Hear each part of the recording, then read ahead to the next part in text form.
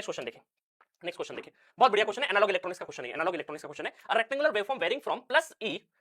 ई, ये मान लो मैं यहाँ पे इनपुट वोल्टेज बना देता हूँ, ठीक है, तो प्लस ई से लगा के माइनस ई तक, प्लस ई से माइनस ई जा रहा है, ठीक है,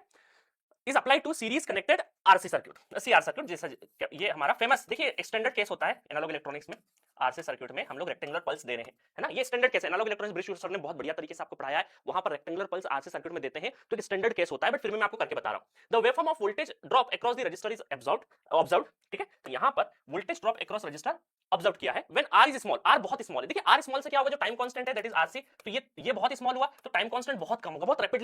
रैपिड एक्शन होगा, यहाँ पे बहुत रैपिड एक्शन होगा, टाइम कांस्टेंट कम है। अब आपसे पूछा वोल्टेज अक्रॉस द रजिस्टर, अब देखो यहाँ पर अगर हम केवीएल लिखें, वी इन वोल्टेज, वैसे तो मैं आपको स्टैंडर्ड केस है ये, है ना, आपको जो लोग पढ़े होंगे तो उनको डायरेक्टली याद आ जाएगा, तो यहाँ पर हम देखें तो V in minus V R minus V C equal to 0, तो वी आर अगर मुझे निकालना पड़े तो V in minus V C, ठीक है।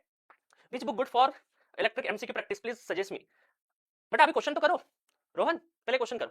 है ना, ये जो क्वेश्चन दे रखे हैं ना आपको, अभी बुक पे बाद में जाएंगे, पहले जो क्वेश्चन मैं स्क्रीन पे करा रहा हूँ वो बढ़िया से करो, ट्राई करो उन क्वेश्चंस को, है ना, बाकी जो नॉर्मल चैट होगा मैं बाद में लेता हूँ, पहले क्वेश्चन तो ट्राई करो, आपके लिए तो करवा रहे, मेरे लिए थोड़ी करा रहे, मुझे एग्जाम नहीं निकालना है,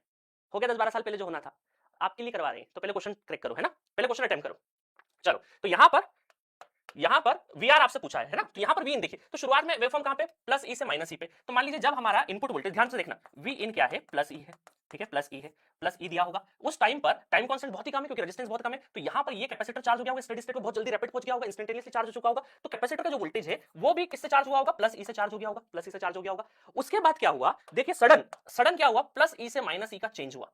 मतलब इनपुट वोल्टेज आपका क्या हो गया, इनपुट वोल्टेज हो गया माइनस ई, बट कैपेसिटर क्या करता है, सडन चेंज को अलाउ नहीं करता है, तो इस इंस्टेंट पर कैपेसिटेंस अभी भी प्लस ई रहेगा,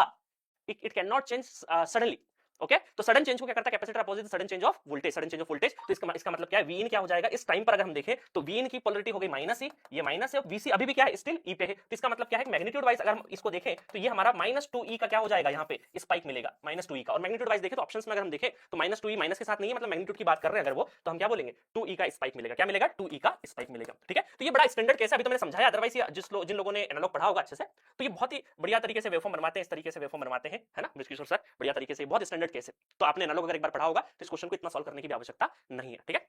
चलो नेक्स्ट क्वेश्चन देखिए, a DC constant voltage for a variable input voltage is called, ये किसकी डेफिनेशन, देखिए जेनर डायोड में क्या होता था, जेनर डायोड एक तरीके का क्या है, रेगुलेटर है, ये क्या करता है, जेनर डायोड लोड के अक्रॉस कांस्टेंट वोल्टेज रखने में काम आता है, भैया लोड के अक्रॉस क्या रखता है, कांस्टेंट वोल्टेज, वोल्टेज का फ्लक्चुएशन नहीं हो, इनपुट वेरिएशन हो, इनपुट में वोल्टेज का वेरिएशन हो, बट जेनर डायोड क्या करता है, लोड के अक्रॉस कांस्टेंट वोल्टेज रखने की कोशिश करता है, तो इसीलिए इसको क्या बोलते हैं, रेगुलेटर बोलते हैं, ठीक है, इसी को बोलते हैं रेगुलेटर, तो अबव डेफिनेशन के हिसाब से किसकी है, रेगुलेटर की डेफिनेशन है, क्लियर है। नेक्स्ट